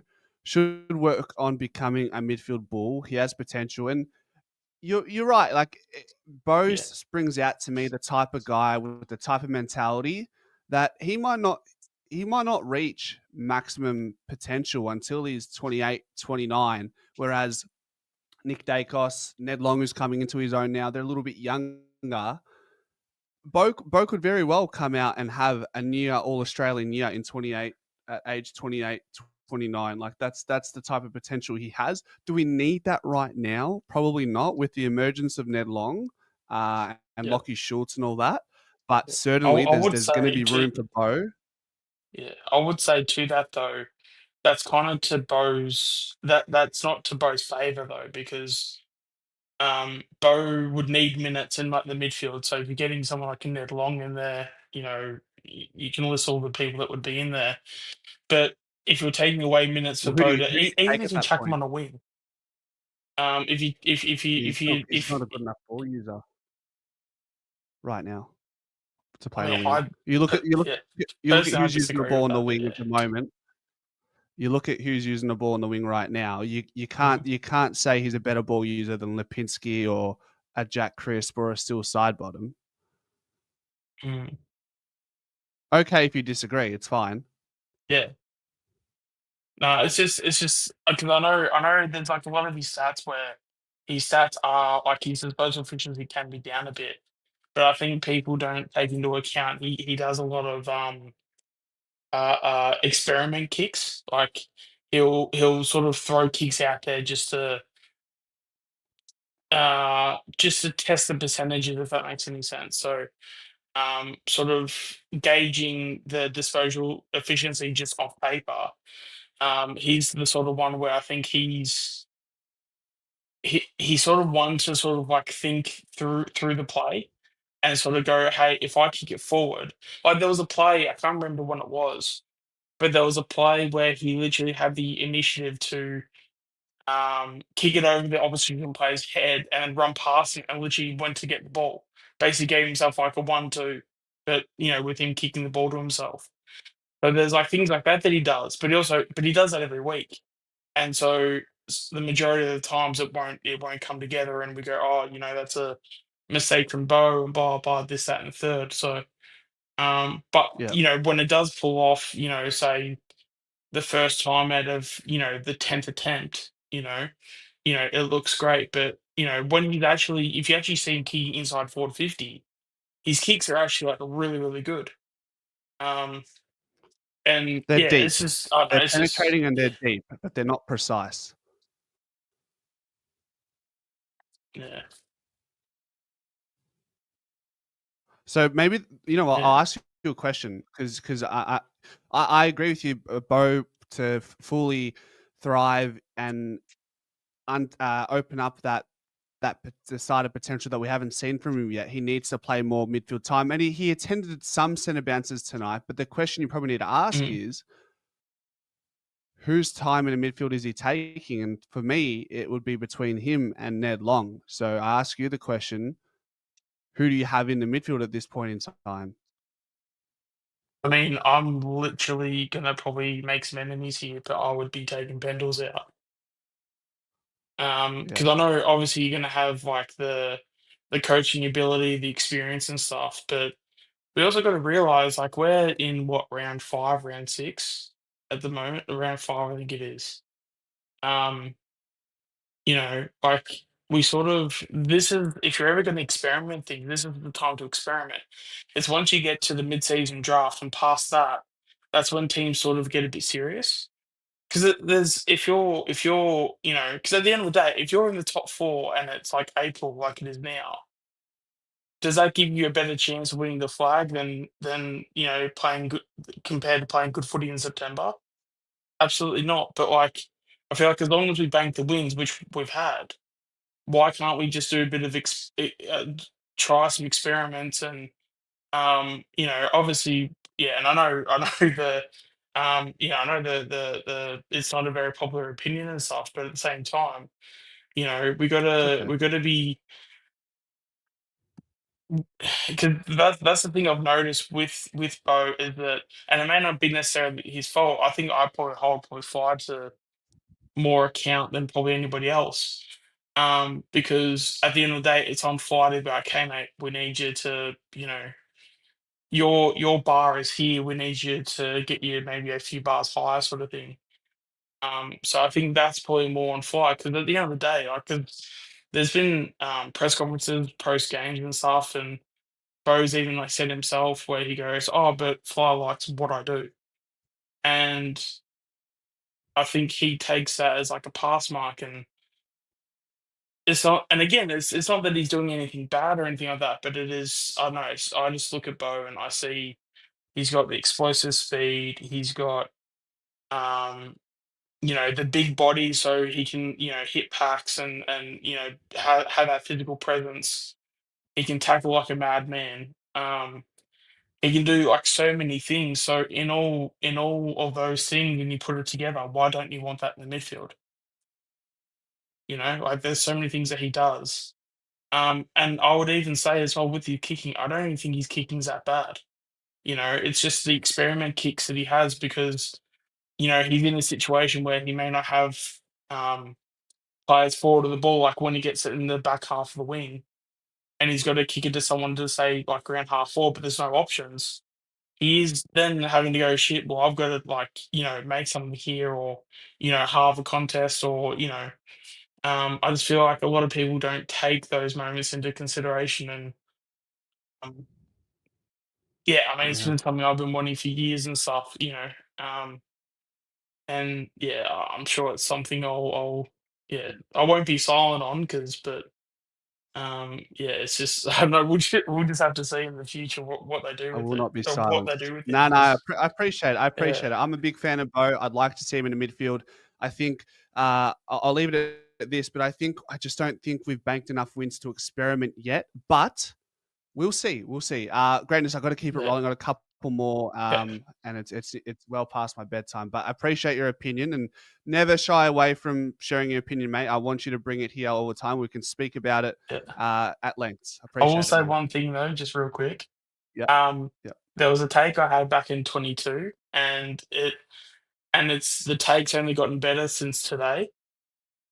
And again, this is it's going to be very spicy, but I think I do believe this. With Darcy Cameron as good as he is, would you say he's the best Cameron in the AFL? Yeah. Yes. So when it comes to Right now, Jeremy yes. Cameron, when it comes to Charlie Cameron, you'd have Darcy Oh, Cameron over. oh, this year I'm still going a Darcy Cameron. All like 22, Yeah, 23, I'd still say Jeremy Cameron in those years. yeah, yeah. Because Is that I fair? knew like, yeah, no, I knew back then, but I knew that We had a the feeling that improvement BC from was going to Darcy be was that going to guy. happen. But yeah, I think right now you would definitely say that because I think out of talent, what just pure talent, Jeremy Cameron is obviously the best. But I think Darcy Cameron is the better player just purely off the consistency of what he does throughout the game as a whole. Where Cameron will have his moments where you go, "Damn, this player is amazing," and Charlie Cameron has his moments as well. But I think from a consistency point of view, what Cameron does on the defensive end, which might be a bit unfair given the other two are forwards, um, but yeah, I think I'd be taking a um, Darcy Cameron over a Jeremy Cameron or a Charlie Cameron. So yeah, Yeah. I'm curious to see what the comments say about that. Nah, not spicy at all. That's fair, especially in retrospect. Looking back now, I think you'd be happy with that take. Greatness, we've got to keep it rolling, mate. I Yeah. appreciate you jumping on. All right. No, we're good. See you, mate. Luke, long time no see. How you going? G'day, Anthony. How are you, legend? Good, mate. Good to hear. I see you in the comments all the time. It's good to hear your voice now. Mate, who would have thought, who would have picked that Ned Long 12 months ago would have put on that performance? Who would Is have that picked you? that? Me! I did! Yeah, I vouched for him in the mid-season draft, didn't I? I think he was, Not as much at as you, best, huh? he was called at best, he was called depth. But I Yeah. saw it for, he had a couple of cracks there early on, and I just thought, what a brute. And just the way he was just standing up, you couldn't tackle him. At that time, I just thought, he's a bit of a, he's just a bit of a Cripps type, just a battering ram, and he'll just slam it down on the boot. But he is a smart footballer. Yeah. Not only does he stand up, he looks. Yeah, he does bash it down, which you've got to do as an inside midfielder, often enough. But the amount of times he would swing around and find the right target. And, we guys, we have now got 10 years of Nick Dacos and Ned Long partnership, which is just, it's going to be, and you're going to add a McGuan to that, and we're going to pick up one of LDU, Rao, or even Petrarca. We've got a real future. I tell you what. Yeah. Very, very pleasing. You highlight a really good point regarding Ned Long. Like, yes, he's an inside mid. Yes, he isn't the cleanest kick, but he finds a way to dance in the contest and either find that handball to Nick, or at the very least, he finds himself some space in the contest to kick the ball, not throw it on his boot, but to sort of get a really good purchase in his kick going inside 50. So that was the difference. And I was surprised, he's not slow. He's not super quick, but he's not slow. Like, he can run. So once he's got a bit of space, he can actually run out of the contests. And so pleasing. What I think, there's a few ahead of him now. Even if he was, Long's better than him. Yeah, right. Like, now, for sure. As it stands at the moment, with all due respect to Mitchell, who's the champion, but if Long keeps this up, he gives us so much. And he's not just a in and under player. He can run outside of the contest as well, which is so exciting. Did you can't think tackle he him? had that? He puts on I tackles. watched him at training, Luke, and I seen him training well at pre-season, but I didn't believe he had some of these strings to his bow, Ned Long. No, I just thought he's just a battering ram inside guy. He's going to just get it, and he's going to give it to Nick and to Goey, and I would have been happy with that. I was thinking he gets it 20 times a game, and that could be 15 handballs and a couple of, just put it on the boot into the forward line, and that's just what we need. But he's so much more than that on current evidence. So very exciting. But this just goes. They always talk about, you got to look at your bottom six. Have a listen to this 6 players: Markov, Cox, Harrison, Allen, Parker, Sullivan, Will, Hoskin, Elliott. Actually, that's 7 players. They are 7 players that are not our bottom 7 players. They're 7 outside of our best 22. Yep. Harrison's injured at the moment. Allen's on the fringe. So who would have better depth than Collingwood at the moment? Like, who would have a better 6 or a better bottom 6 or a better 6 just outside of our best 22? We've gone from having no depth 12 months ago to true legitimate contests for spots. We've got selection integrity at the moment. Yep. Oh, by the way, throw in Reef McInnes into those 7 players you mentioned, if you want to. Yep. I know he's injured. Yeah, and guys like West, who should get a game this year. Yep, I agree. Now, Cochrane, going, did you watch Cochrane at I all by didn't any put. chance? Have you got any I thoughts on him? saw one game. I saw, I think, a half. He played in the reserves, but he looks really good. He could be that Murphy type player. He's really fit. He covers a lot of ground. I can see him. It can sort of, or a Jeremy Howe type at least. He's got something in him. Yeah. What I wanted to say, I wanted to talk about the small forwards because I was Lockie Schultz's one of his biggest critics, and I thought it was warranted last year. I thought he had a poor year, impacted a handful of games, and but I've given credit where credit's due. That apart from the opening round, he has been excellent. He's been excellent, and he's been our best small forward by far. And when he went out of the side through injury, I thought, well, Bo, Bobby, and Elliot, all of these guys need to lift because we're losing our best small forward, and they all played great games tonight. It's almost like they thought, hang on, like Lockie Schultz is going to come straight back into this team when he gets over his injury. And we really need to lift our game. And all of them played great games. Like, that's the best game Bo McCreary's played in as long as I can remember. Really impacted the game, and I hope that's not going to be an exception. I hope that's going to be the rule. Bobby as well. Yeah. Bobby Hill. That needs to be his normal as well. That was sort of our one of our main talking points going into the game, wasn't it? It was like, okay, we've had to pull out our form small forward in Lockie Schultz for the season so far. It was a matter of it was a point in time where we needed to demand something from Bobby Hill, Bo, and Jamie, and they all delivered tonight and gave us some extra points as well. Yeah, absolutely.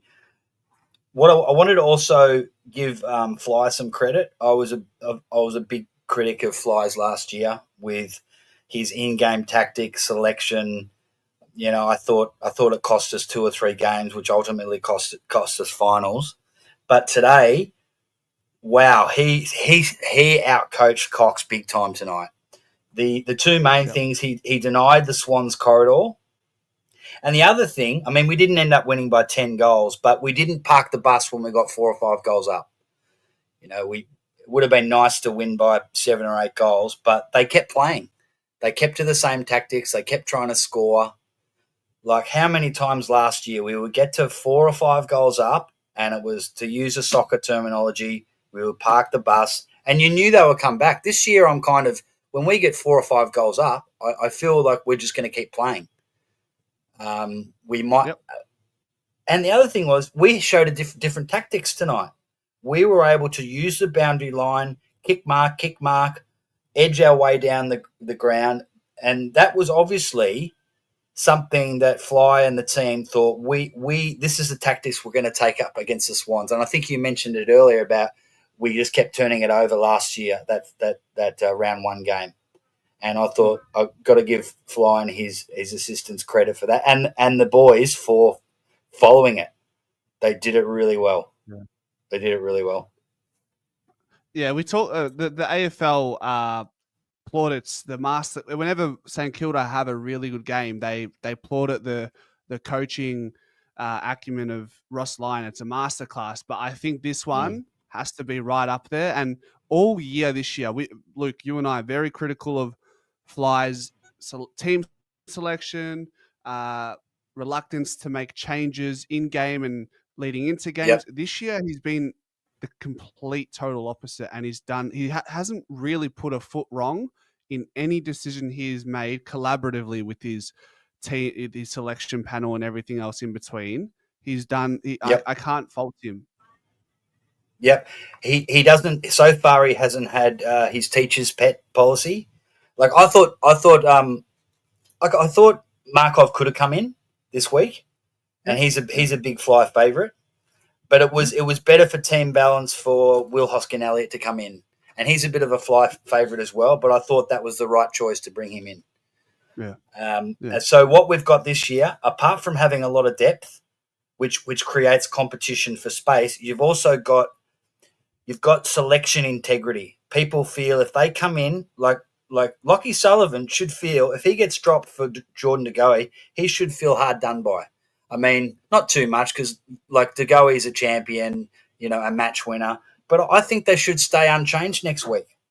That would be so good for. Okay, you've all done a great job. How good would it be to go in against Brisbane and unchanged side? That will just give everyone confidence that we've done the job. Let's try and keep our spots. And what's wrong? We don't have to rush to Goey. Like give him a month. And also, what would be wrong with giving him a game or two in the twos, just to see how he goes, see if he can play a game out. You shouldn't be too big a personality to play in the twos every now and then, for the benefit of the club. Okay. Yeah. How do I feel? So, Lockie Sullivan should. Yeah. There's plenty of there to talk about. It's some good points there. Lockie Sullivan should feel bullish about remaining in the squad next week. I think De Goey out next week, I'd be more than comfortable with that. See, my only concern with resting De Goey for a month, and then we'll talk about the VFL as well. Resting De Goey for a month and getting his fitness back, I just think we all know, like with footy, you just can't replicate that intensity at training levels. And then maybe you make a suggestion, okay, well, let's get him into the VFL. I still don't think VFL replicates it near enough to get what you want out of a De Goey. But the problem is, Luke, I make all these points, you make all those very valid points. He plays against Footscray, has a week off, plays barely any midfield time, plays against Carlton, plays barely any midfield time, subbed out end of third quarter or whatever it was, and then couldn't back it up for the Sydney game, unfortunately. So that is naturally a concern. How they get it right, mate, the body doesn't make sense. So I don't have the right answers. I understand big person. There shouldn't be a personality big enough to say they're too good for the VFL. If I had to guess, and maybe I can ask you, if you genuinely hand on heart had to guess, do you think they'd put De Goey into the twos? I just don't think they will. Should they? I don't know, but I just don't think they will. No, they probably won't, but I think they should, because if he goes into a game and he can't get through half a game, then we're at a disadvantage. So he couldn't get through last week, so I think it's better someone else suggested in the chat that if Jordan De Goey comes in next week, or when he does come in, play him as a sub. Like, that might be the option when he comes back in. Bring him in as a sub. I'll settle for that. That's a good alternative. I like that. And he's a power player. De Goey coming on as a sub, he'd tear the game apart. And that would be a good way to get his fitness back up. And you know what you can do as a sub?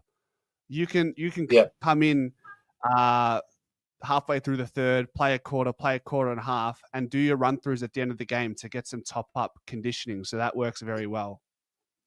Yep. Yeah, and he can just go flat out. You can just go bang. Yep. If the game's in the balance against Brisbane, for example, we're 10 points down or 10 points up, Jordan De Goey comes in, and you would imagine he would have an impact. It could be worth a couple of goals, and that could be the difference. So maybe the sub would be the perfect way to bring him back. I like it. I think that will be a potential talking point. Ed Allen out, I think. JDG in as a sub, I think. That could work. All right. Luke, you bring some good conversations to this one tonight, mate. I appreciate you. No worries. And keep up the good work, mate. It's such a breath of fresh air to have blokes like yourself and Andreas and even Swoop Luke. It's so much better than watching Fox or the mainstream media, because unless you're Tony Shaw or Nathan Buckley, they don't follow Collingwood. They all hate, let's face it, they all hate Collingwood.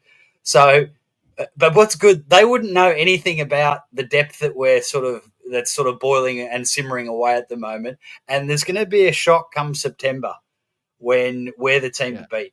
And so, no, I really appreciate it, mate. Keep up the good work. Thank you. And yeah, have a good night. Appreciate you, Luke. Sweet dreams, brother. See you, mate. See ya. Nick, what have you got for us? What song are you gonna? What song are you putting out for us? I just was practicing something. Very nice. How are you? But yeah, sorry about that. Yeah, that was a pretty good good game. And you have a bit of you told us a while ago about your hatred towards the Blues. I have some personal hatred towards Sydney. Do you when do you started watching Collingwood? I gotta ask. So I'm born in 1997. Do I remember the early 2000s? No, but I'll probably say I remember 2006, 2007 onwards. Okay, so I'm pretty sure you're familiar with 2012 in that preliminary final against Sydney. Yep. Poor Nathan Brown had to chase down that guy. Yep, I remember.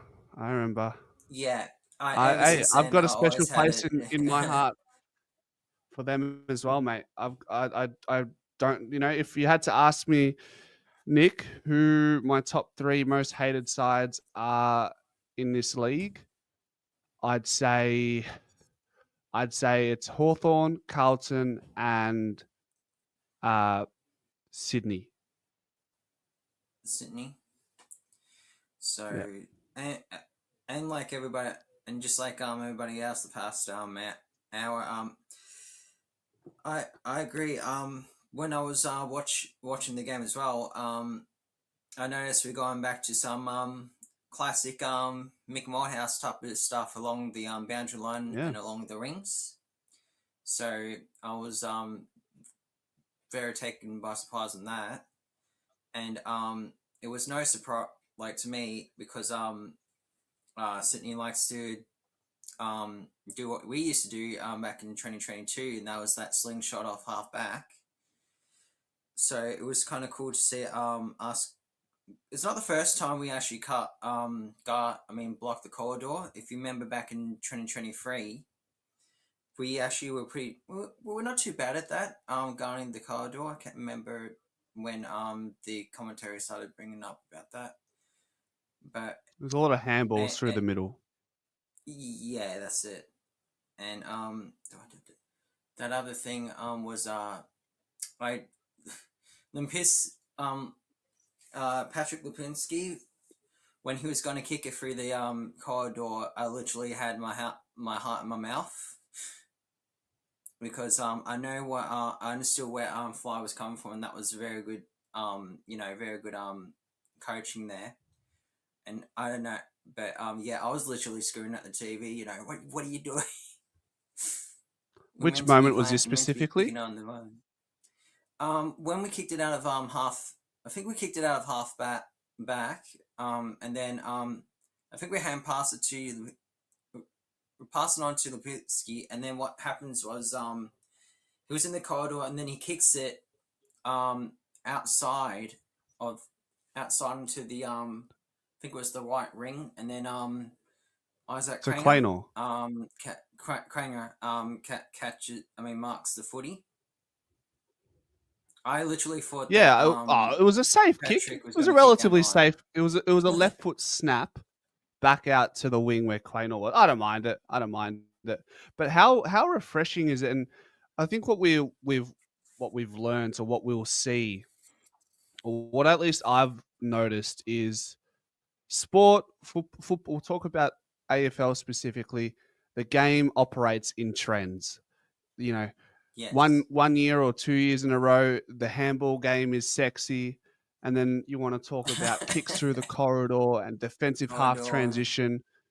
Now, yes, or today, and I'm not saying it's going to be a frequent feature in our game. It was a very, very specific game plan, But the boundary lines were looking a lot like 2010 tonight, weren't they?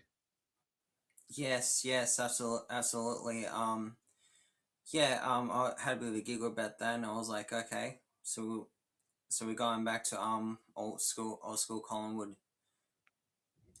and it's and I'll admit something. It's so painful to see Brody in the Swans jumper, because I actually had I actually got the chance to actually meet Brody, and we both had long hair and stuff, and he called me a brother from another mother. It was actually quite funny. Hey. And yeah, so I had a photo with him as well. So he was like one of my favorite players, and then to see him go from, well, we all know, from Melbourne to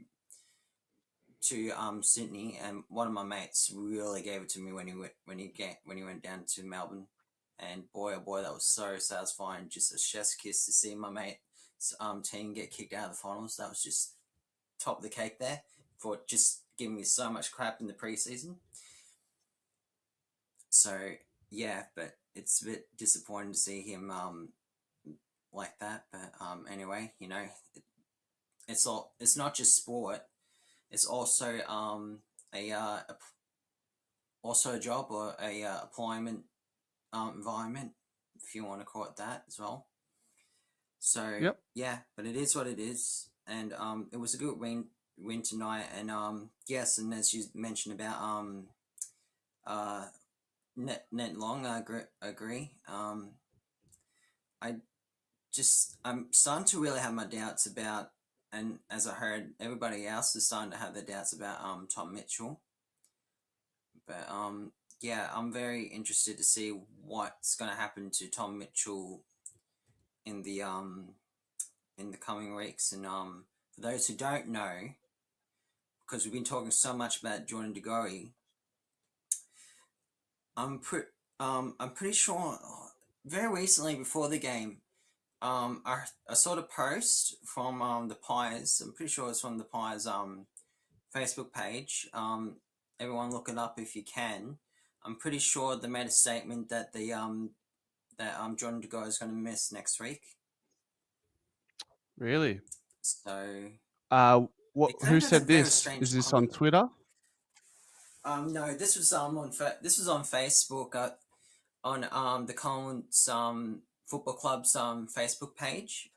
I'm not too sure if it's still there, but I did came across a post saying that he's going to miss next week. He's possibly going to miss next week, and they're going to take their time. So, as we all heard the past few chats, that we're not too sure, but I'm pretty sure, I'm really, really confident he's going to miss next week. But they're really going to take his time with him, which is I think it's the right thing to do, because we did rush a couple of players last year, and it really came back to bite us. In Ned Long we trust, I say. And Fly in his post-game press conference said, I don't think Ned Long will be sub for a while. So that's good to hear. Yes, that's really good to hear. And so finally we do have a in and under type of player, because I remember with I think it was maybe Sweep Luke, we were missing that in and under type of player,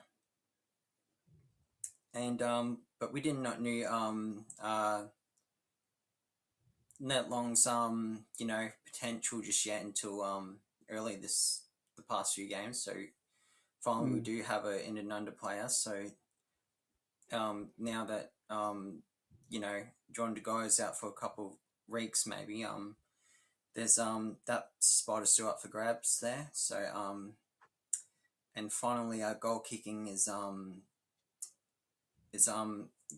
straight up, and also it's gone straight, and also finally as you talked about, and I think probably pre-game, or maybe earlier in the week, you mentioned about Bobby Hill and Boy McCreary. They really need to lift up their game. Happened, and didn't it? It happened. Yes, finally it happened. Brilliant. Nick, Sign us off. Sign us off for the post-game show. Give us your best. Pardon? Sign us off for the show. See us out. Say something. Oh, okay. Go Pies. Go Pies. You said it. Nick, thank you very much, brother. Good night. Have a nice night. Ladies and gentlemen, thank you all for sticking around. 2-hour monster post-game show. If you're still here and if you're not subscribed, consider doing so. And a bunch of content to come over the next few days, and we get to soak up another winning weekend for the Collingwood Football Club. Go Pies.